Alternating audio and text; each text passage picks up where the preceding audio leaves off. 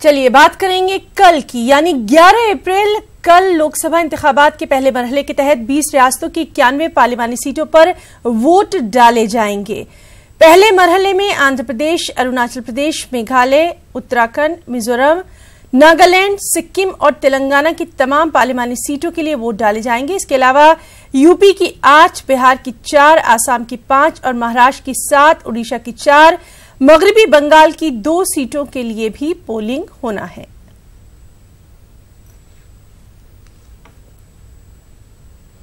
Election commission जहां एक जानिब वोटिंग को लेकर लोगों में बेदारी पैदा करने के लिए कई तरह की मुहिम चला रहा है, वहीं कई जगहों पर वोटर लिस्ट में वोटर्स के नाम ही गायब देखे गए।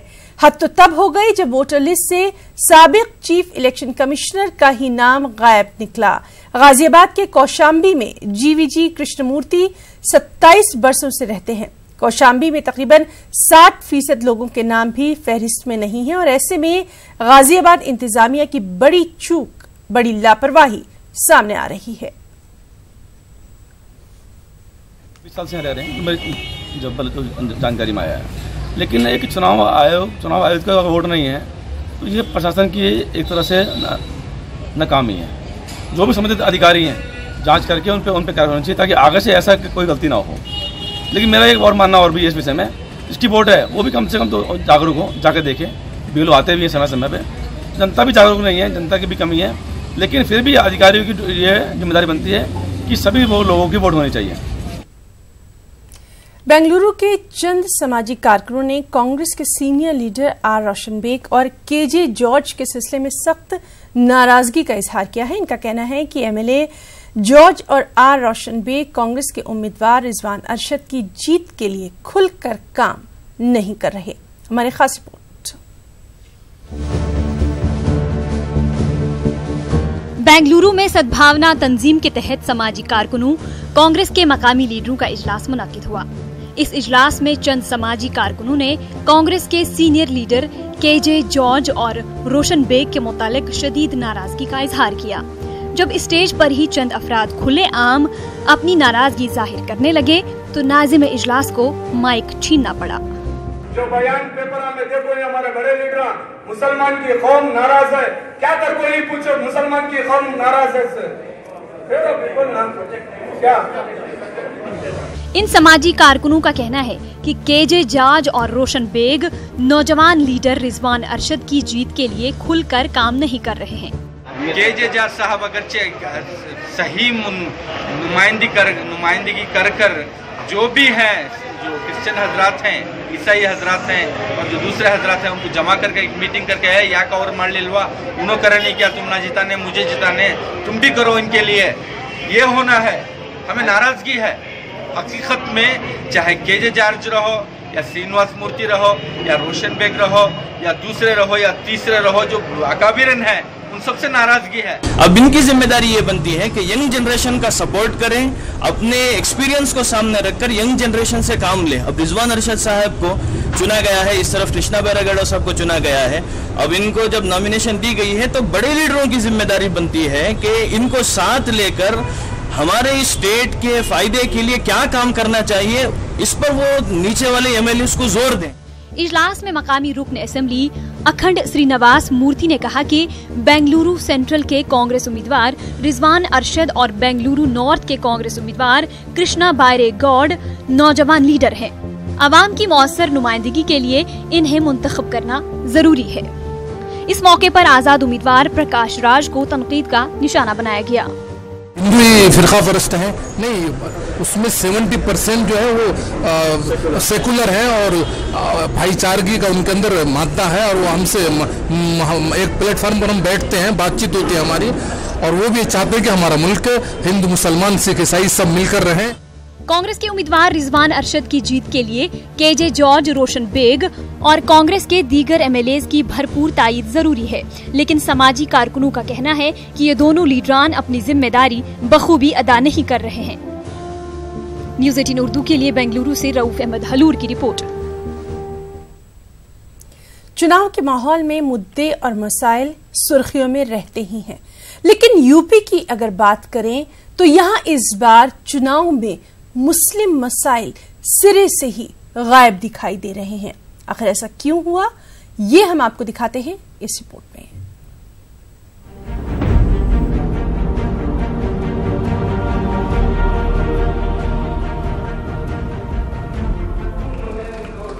माजी में यूपी के मुसलमानों का सबसे बड़ा सियासी मुतालबा मुस्लिम रिजर्वेशन का रहा है। मुस्लिम रिजर्वेशन के मुतालबे की सियासी अहमियत का अंदाजा इस बात से लगाया जा सकता है कि तकरीबन हर चुनाव के दौरान इस मुतालबे की गूंज जरूर सुनाई देती थी, लेकिन इस बार के पार्लिमानी चुनाव में मुस्लिम रिजर्वेशन समेत मुसलमानों से वाबस्ता तमाम इशूज नादारद है। लेकिन मुस्लिम रिजर्वेशन तहरीक से वाबस्ता अफराद अभी भी इस मुतालबे पर कायम है। अब ये सबका साथ सबका विकास के मतलब कि ये जो रिजर्वेशन है, जो वाकई मुस्तहिक हैं, जो डिजर्व करते हैं, उनको दें। और इन्होंने कार्ड तो पॉलिटिकल खेला है। पॉलिटिक्स अच्छी बातचीत है, अच्छे कार्ड्स खेलो, अच्छी बातों को लाओ, काम करो, किसी से बैर नहीं है, लेकिन आए वो जो कुछ करे। सिर्फ खोखले नारों से काम नहीं होगा। बहरहाल इनको सब समझ चुके हैं कि इनके पास सिर्फ नारे हैं और ये अपने पॉलिटिकल एजेंडे को आगे बढ़ाते हैं। रियासत में कई मुस्लिम सियासी पार्टियां मौजूद हैं, लेकिन इस बार के चुनाव में मुस्लिम पार्टियां सियासी मंजरनामे से पूरी तरह गायब हैं। मुस्लिम सियासी पार्टियों के बिखराव से समाज के बाशऊर तबके में सख्त तशवीश पाई जा रही है। सियासी जो बिखराव है वो हकीकत है, और सियासी बिखराव जो है वो बुनियादी तौर पर मफादात की वजह से होता है। चूँकि जमहूरियत में ये आज़ादी होती है कि सियासी तौर पर बहुत सारी पार्टियां बन जाएं, तो इसलिए बहुत सारे बिखराव आते हैं। लेकिन समाजी इंसाफ को अगर एक बड़ा मुहिम बना दिया जाए तो उससे बहुत सारा सियासी बिखराव भी कमज़ोर पड़ जाएगा, क्योंकि इंसाफ का जब चलन होगा किसी भी समाज में और उसका डिमांड होगा, उसके लिए लोग सोचेंगे और कोशिश करेंगे, तो यकीनी तौर पर बहुत सारी चीज़ें जो कमज़ोरियाँ होती हैं जिसके नतीजे में बिखराव सामने आता है वो ख़त्म होने लगेंगे। यूपी में 11 अप्रैल से वोट डाले जाएंगे। इसके लिए तमाम बड़ी सियासी पार्टियों ने अपने अपने तौर पर कमर कस ली है, लेकिन आबादी में 20% से ज्यादा का तनासुब रखने वाली मुस्लिम आबादी में अभी भी एक तरह का कंफ्यूजन पाया जा रहा है। न्यूज़ 18 उर्दू के लिए इलाहाबाद से मुश्ताक आमिर की रिपोर्ट। वोट न सिर्फ एक जमहूरी हक है, बल्कि दीनी इस्लामी फरीजा भी। मुल्क का हर शहरी और हर मुसलमान अपने वोट का इस्तेमाल करे। बेंगलुरु के उलमाए कराम ने इन तमाम ख्यालात का इजहार किया। वोट की शरई हैसियत पर बेंगलुरु के आलिम दीन मौलाना शब्बीर अहमद नदवी ने किताबचा तहरीर किया है। वोट के मुताल्लिक शरीयत क्या कहती है, इस्लामी नुक्ते नजर से वोट की अहमियत क्या है, इन तमाम अहम बातों पर किताबचे में तफसीली रोशनी डाली गई है। में अल्लाह ताला ने सिफारिश देने के उसूल बयान किए कि सिफारिश सही देना चाहिए, और जो आदमी किसी के हक़ में सही सिफारिश करता है उससे जो खैर वजूद में आता है उस खैर में ये भी हिस्सेदार होता है। अगर किसी के हक़ में गलत सिफारिश करे, गलत आदमी के हक़ में सिफारिश की गई, तो कुरान ने ये उसूल बयान किया है कि उससे जो नुकसान होगा उस नुकसान में सिफारिश करने वाले को भी हिस्सा होगा। मैं हमारे वो अहबाब जो ख़ास तौर पर उम्रे का प्रोग्राम बनाने वाले हैं उनसे भी गुजारिश करना चाहूँगा कि वो अपने उम्रे को आगे पीछे करें, और इसी तरह जमातों में निकलने वाले हमारे तमाम भाइयों से उनसे भी गुजारिश करना चाहूँगा कि आप ऐसी तरतीब बनाएं कि आप उस दिन वापस आएँ जहाँ भी जमात में हो, आकर अपने हक़ का इस्तेमाल करें। शरीयत में यह है कि जिसको आप नुमाइंदा चुन रहे हैं कौम की भलाई के लिए, मुल्क की हिफाजत के लिए, या अपने इलाके का कोई भी जो समाजी कौमी मिली काम है उसके हवाले से किसी को अगर आप मुंतखब कर रहे हैं, वो जिससे मुंतखब कर रहे हैं वो आदमी सही होना चाहिए। कम से कम इतना तो होना चाहिए कि दो आदमी बुरे हैं, उनमें जो कम बुरा है वही है, जो कम बुरा है वही अच्छा आदमी है। बहरहाल जो अच्छा आदमी है, जो अच्छा काम कर सकता है, उसे नुमाइंदा मुंतखब करना शरई नुक्ते नज़र से भी ये इस्लाम में हमें हुक्म दिया गया है, उसकी हमें तालीम दी गई है। लिहाजा हम चाहेंगे कि अच्छा हुक्मरान आए, अच्छी हुकूमत आए, अच्छा नुमाइंदा हम मुंतखब करें। मरकजी वजीर ट्रांसपोर्ट नितिन गडकरी पर मरकजी वजीर डॉक्टर हर्षवर्धन के भतीजे का जामिया मिलिया इस्लामिया में पैराशूट एडमिशन करवाने का इल्जाम लगाया जा रहा है। तलबा के मुताबिक जामिया मिलिया इस्लामिया के चांसलर नजमा हैबतुल्ला ने ही हर्षवर्धन के भतीजे के दाखिले की सिफारिश की है, और जामिया इंतजामिया इस मामले में खामोशी इख्तियार किए हुए है। खास रिपोर्ट। सेंट्रल यूनिवर्सिटी में मरकजी वुज़रा की दखल अंदाजी, क्या जामिया मिलिया इस्लामिया की चांसलर भी गैर कानूनी अमल में है शरीक? गडकरी पर हर्षवर्धन के भतीजे का पैराशूट एडमिशन कराने का इल्जाम। तालीमी इदारों में सियासी लीडरों या असर और रसूख रखने वाली बड़ी शख्सियतों की दखल अंदाजी या सिफारिश कोई नई बात नहीं है, लेकिन एक मामला ऐसा मंजर-ए-आम पर आया जिसमें रास तौर पर बरसर इक़्तिदार बीजेपी हुकूमत के दो बड़े मरकजी वज़रा का नाम सामने आ रहा है। न्यूज़ 18 को मिले दस्तावेजात के मुताबिक मरकजी वजीर नितिन गडकरी ने डॉक्टर हर्षवर्धन के भतीजे अभय अग्निहोत्री का जामिया मिलिया इस्लामिया के BA LLB ऑनर्स के 4 साला कोर्स में पैराशूट एडमिशन कराया है। इस काम में जामिया के चांसलर नजमा हेप्तुल्ला पर अभय अग्निहोत्री के दाखिले की सिफारिश का इल्जाम लगाया जा रहा है।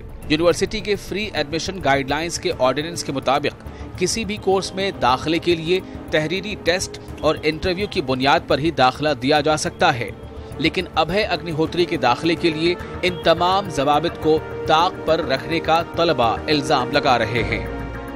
देखिए, ये लड़का जो है जो इन्वायरमेंट मिनिस्टर है हर्षवर्धन का ये भतीजा है और नितिन गडकरी ने इसे डायरेक्ट फ़ोन करके जामिया में एडमिशन दिलाया है। और हमारे पास जो कागजात है उसमें पता चला है कि उसने जामिया के अंदर ना फॉर्म भरा है, ना एंट्रेंस दिया है, ना फर्स्ट ईयर, ना सेकंड ईयर, ना थर्ड ईयर, सीधा सट फोर्थ ईयर में एडमिशन दिया है। मतलब ये पैराशूट एडमिशन है।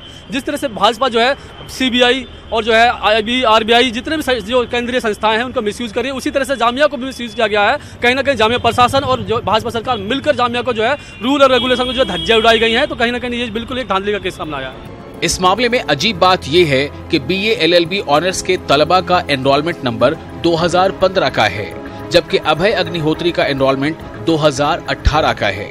अभय अग्निहोत्री की 10वीं क्लास की ये मार्कशीट NIOS यानी ओपन स्कूलिंग की है। देखिए, एडमिशन पॉलिसी ये है, सबसे पहले आपको फॉर्म भरना पड़ेगा। फॉर्म भरने के बाद में जो ये डेट देते हैं उसके अंतर्गत फॉर्म आपको भरना पड़ेगा। फॉर्म भरने के बाद में आपको एंट्रेंस क्वालिफाई करना पड़ेगा। उसके बाद में लिस्ट आने के बाद में आपका एडमिशन होता है और यही एक रूल है जामिया का एडमिशन का। उसके अलावा कोई रूल नहीं है सिर्फ। और आप देख लीजिए किस तरीके से इस रूल को तोड़ा गया है। 4th ईयर में आके एडमिशन दिया गया है और ये जामिया के किसी भी रूल रेगुलेशन में नहीं है, ना ही किसी नियम में है, ना ही किसी धारा में, कहीं भी नहीं है। जामिया की एडमिशन ऑर्डिनेंस स्कूल्स पॉलिसी में अभय अग्निहोत्री के लिए शायद एडमिशन की जगह नहीं थी, इसीलिए स्पेशल ऑर्डर लाना पड़ा। लेकिन बड़ा सवाल ये है कि सेंट्रल यूनिवर्सिटी में कैसे सारे रूल्स को ताक पर रख दिया गया।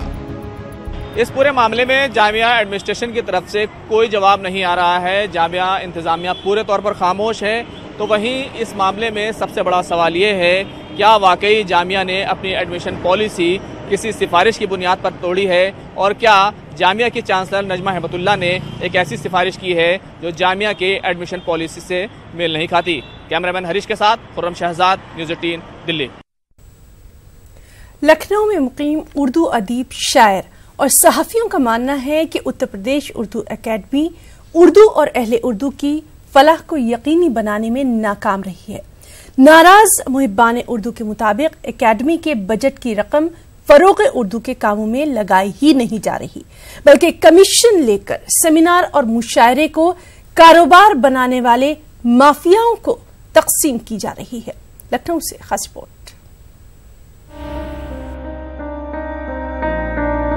गुज़िश्ता दिनों उत्तर प्रदेश उर्दू अकेडमी के जरिए जितने सेमिनारों और मुशायरों का इनेकाद किया गया, उसने पिछले सारे रिकॉर्ड तोड़ दिए। सेमिनार कराने वाले कुछ लोग तो कई तंजीमों के नाम पर रकम वसूल करके इसको एक कारोबार बनाए हुए हैं। सहाफ़ी और अदीब हारून रशीद कहते हैं, अकेडमी के मुलाजमीन और अराकीन समेत कुछ मखसूस लोगों को सेमिनारों और मुशायरों के नाम पर रकम तकसीम की जाती है।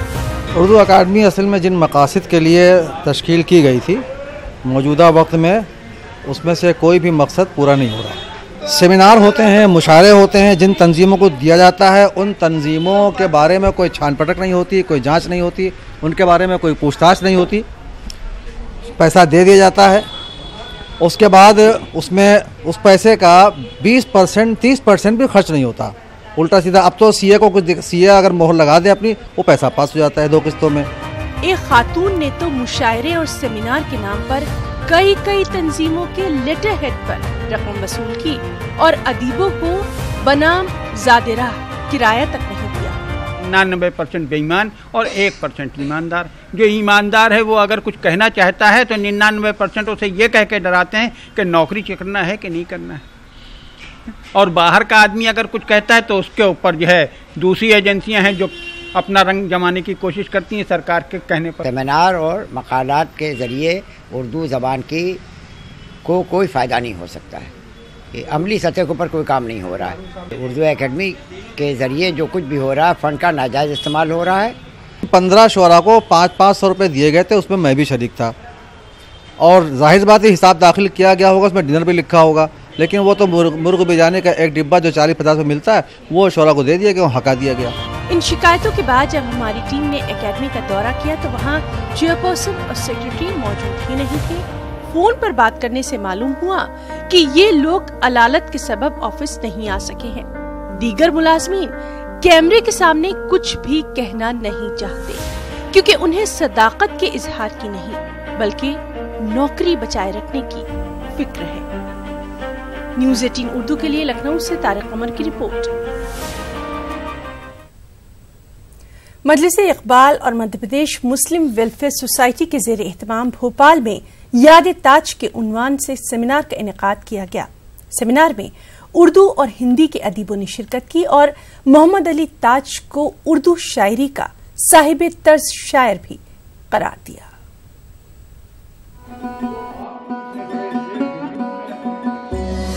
मोहम्मद अली ताज ने जिस दौर में आंख खोली थी, भोपाल की अदबी कहकशां पर बहुत से नामवर शुरा मौजूद थे, लेकिन ताज ने इनमें से किसी के उसलूब को इख्तियार नहीं किया, बल्कि अपने मुनफरिद उसलूब से उर्दू शायरी में अपनी अलग शनाख्त कायम की। वो तरक्की पसंद शायर जरूर थे, लेकिन उन्होंने अपनी शायरी को नारा नहीं बनाया, बल्कि धीमे लहजे में अपने एहतिजाज को दर्ज किया। कोई मुशायरा बगैर ताज साहब के नहीं होता था भोपाल में।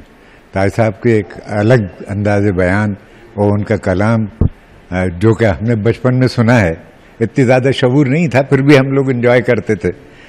लेकिन हम चाहते हैं कि जो आजकल के बच्चे हैं उनको भी, हमारा टेक्निकल इंस्टीट्यूट है, लेकिन उसके साथ साथ पुराने शुअरा को भी याद करते रहें, ताकि उनको बताते भी रहें कि भाई उनका एक मुकाम था अपने यहाँ के भोपाल में। हरम और दैर के मंजर नहीं देखे जाते, देखने वालों से पत्थर नहीं देखे जाते। ये तो इंसानों के टूटे हुए दिल हैं साकी, हमसे टूटे हुए सागर नहीं देखे जाते।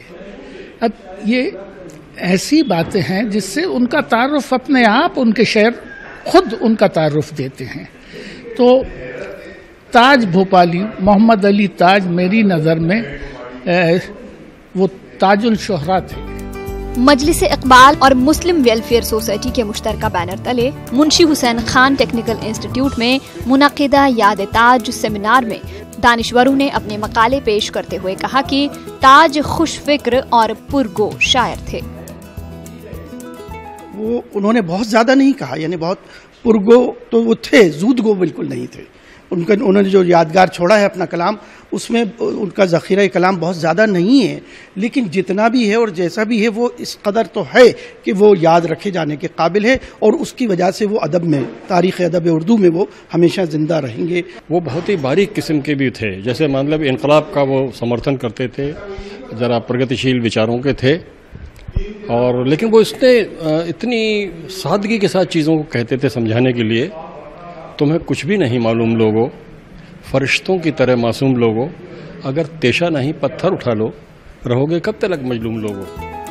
ताज भोपाली अपनी शायरी के मुनफरिद लहजे के सबब हिंदी और उर्दू जबान के अदीबों में यकसां तौर पर पसंद किए जाते हैं। इनके शेरी मजमू में खीमे गुल, सूरजनुमा, गीतांजलि और शामो सबू के नाम काबिले जिक्र हैं। न्यूज़ 18 उर्दू के लिए भोपाल से मेहताब आलम की रिपोर्ट। रांची के गरीब मरीजों का वाहिद सहारा अंजुमन इस्लामिया अस्पताल में अब आयुष्मान भारत के तहत भी इलाज की सहूलतें फराहम की गई हैं। इस सहूलत से गरीब आवाम बेहद खुश नजर आ रही हैं। तो आप देखिए हमारी ये रिपोर्ट। मुझे इजाजत दें, आदाब।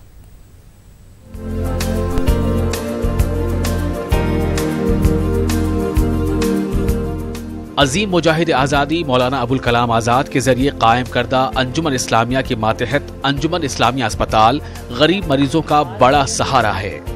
इस अस्पताल में बेहद कम फीस में बिला लिहाज मजहब व मिल्लत इलाज की सहूलतें दस्तयाब हैं। अब इस अस्पताल में आयुष्मान भारत के तहत भी इलाज की सहूलतें फराहम कराई गई हैं। भारत सरकार का महत्वाकांक्षी स्वास्थ्य योजना है आयुष्मान भारत, उससे अंजुमन इस्लामिया जुड़ गया है और वो जो गोल्डन कार्ड धारी हैं उनका मुफ्त इलाज 5 लाख तक का अंजुमन इस्लामिया हॉस्पिटल से होना जारी हो गया है। तो ये 4 ऑपरेशन फ्री ऑफ कॉस्ट जो है हर महीना जो है किसी भी कास्ट क्रीड धर्म का आदमी हो उसका ऑपरेशन यहाँ फ्री ऑफ कॉस्ट होगा। इसके अलावा जो है 1 लाख रुपया जो हम ज़कात फंड से हर महीना दवा और इलाज में देते हैं वो कंटिन्यू रहेगा।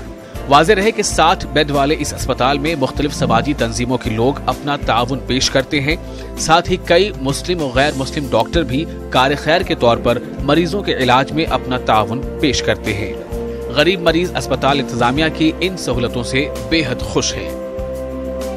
बहुत फैसिलिटी है, हर वक्त डॉक्टर यहाँ मिल जाते हैं, सिस्टर लोग अच्छे हर वक्त मिलते हैं, नज़दीक भी है, मुस्लिम औरत के लिए बहुत फ़ायदा है। यकीनन बहुत राहत मिलेगी। ऐसे बहुत सारे लोग हैं जो जिनके पास पैसे नहीं हैं, वो परेशान हाल मारे फिरते हैं और डॉक्टर साहिबान ने जो ये कदम आगे बढ़ाया है यकीनन हम उनका खैर मकदम करते हैं। अंजुमन इस्लामिया रांची और इसके अतराफ के गरीब और जरूरतमंद अफराद की तालीमी तरक्की और बेहतर तिब्बी सहूलियात फराहम करने के लिए कोशिशों में लगातार मसरूफ है। न्यूज़ 18 उर्दू के लिए रांची से नौशाद आलम की रिपोर्ट।